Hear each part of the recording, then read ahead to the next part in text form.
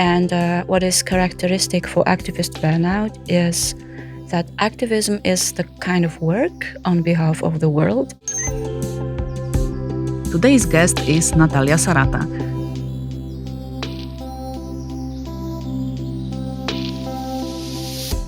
As I understand it, this is a process during which an individual living in this society experiences an amount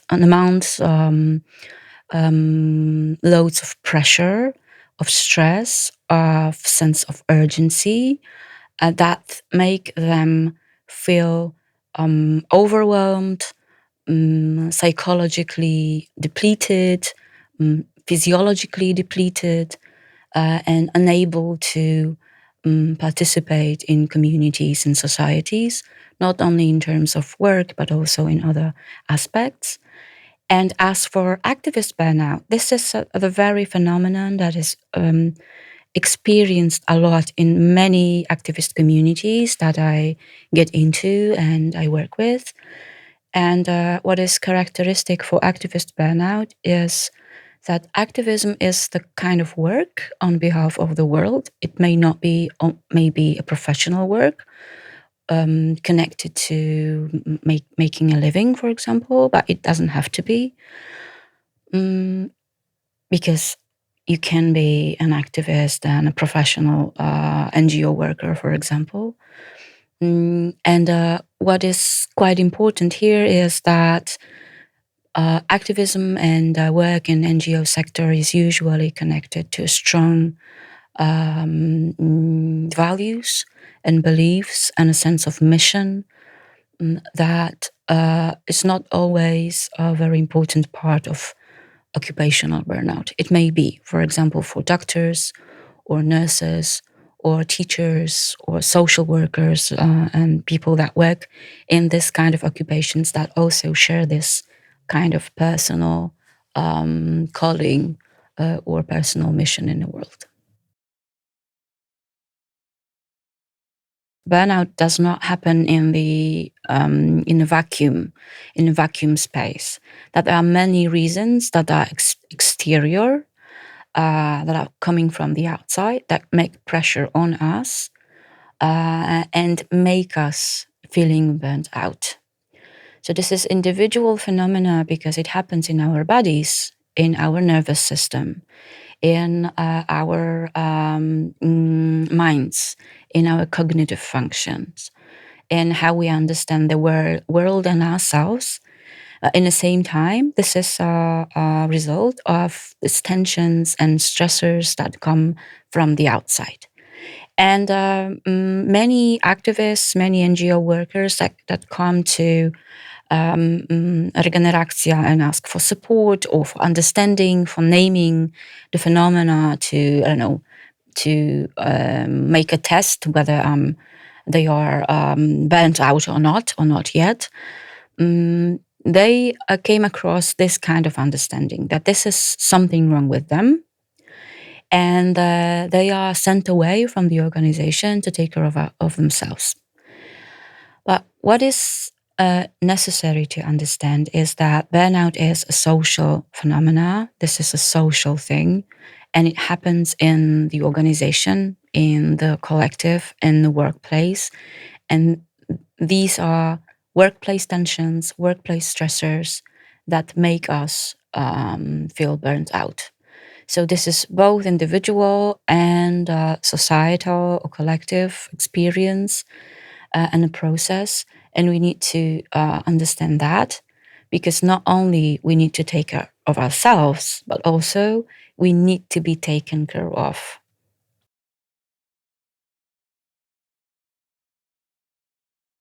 Activism is working or being in social movements is something that should not be connected to payment or to money.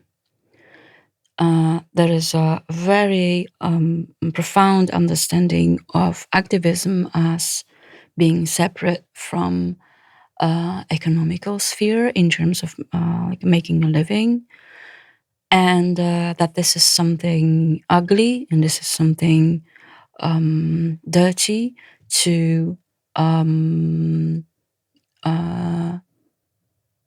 the selling out that you can also hear from the activist community, that you sell out because you've got money from because you work in an organization and not in a collective. I do not want to make these divisions and polarizations, because this is something that really gets in the way of us getting closer to our aims of the work. But there is this strong division that the real activist or real revolutionary is the one that changes the world, sacrificing themselves and also not taking money for it.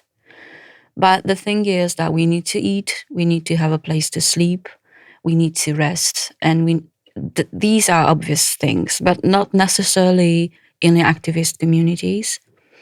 And my work with activists is sometimes getting through this stereotypes of very polarized visions about who is the best activists, and is burnout the badge of honor for doing everything that we can. And sometimes the burnout, which is a very difficult human experience, is considered to be this medal of gold, or my private joke is that this is a medal of made of potato, or other vegetable. This is something that breaks my heart, because if we start taking part in this competition, who is the best, and it means who is the most tired or shattered or burnt out. I do not want people to take part in this competition, and sometimes, in a very radical sense, it is understood as the best activism. And I'll make another parallel, that in this activism, this costs that we're paying, I paid it myself, unfortunately. So I know the place. This is something I really do not want for other people. But what's most important is that this is modeled as we would be in a military institution, not in activism, not in social movements, but in the military. So we fight, we have our barricades, we have our briefings, we have our strategies, we even have our masking clothes. And there's always a fight to win. We lose battles, and so on, so on. So again, trying to save the world from, for example, militarization, polarization, the radicalization, we land in the very same place when we treat activism and being engaged in NGOs, and sometimes we are, as it was a battlefield. First step would be to acknowledge that you have a body, that your body needs something, that your body needs to sleep and eat and needs water, and so on and so on. And sometimes it's understood as something something very obvious, but okay, so give us something more. But this is a very long stop. We need to stay there for a long time, because living in this world usually omits the fact that we are people living in our bodies, and that we do the activism and we do our work with our bodies, not with our heads, and as in intellectual understanding, but with our heads as the very three dimensions head, where the brain is dehydrated, for example, and we cannot do the work because we are dehydrated in our brain. So this is it. And it's also very simple and very difficult. Having a body also means that we go to the toilet every now and then, and we do not wait for a better moment or to finish our email and then we can go. This is our body telling us that it needs to keep the fundamental functions. And also having our bodies means that we have this nervous system that need to be regulated, not in the presence of our computers and our smartphones, but in the presence of other people. And being in a good, familiar, friendly atmosphere with other people where our bodies can co-regulate. Because our bodies have this, or we have this wonderful characteristic that unintentionally, unconsciously, we can co-regulate with other bodies, with our brain waves or the rhythm of our hearts, and the skin temperature with the rhythm of our breath. We co-regulate, and we need to seek spaces where there is what it is allowed to rest, not only after work or after hours, but also in a good atmosphere. So the first steps to organizations would be not only on the individual level, to create such atmosphere at work or in activism or in social movements that people would not be drained by the urgency, the levels of stress, the tensions in other collective bodies in the movement, and to create spaces where people can feel safe and belonging.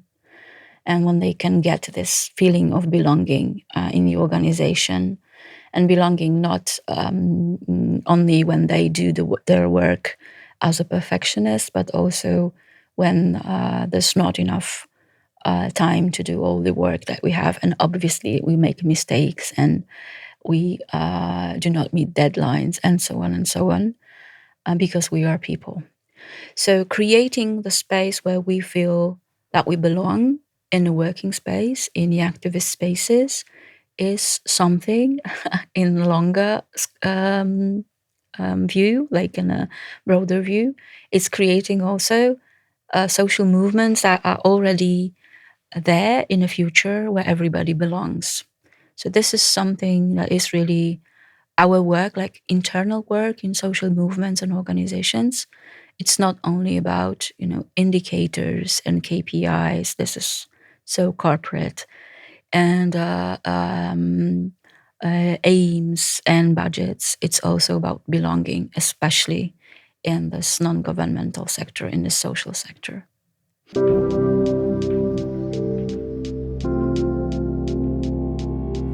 Looking for more resources in topics like countering disinformation, cybersecurity, personal and organizational resiliency, building positive narratives, or media literacy?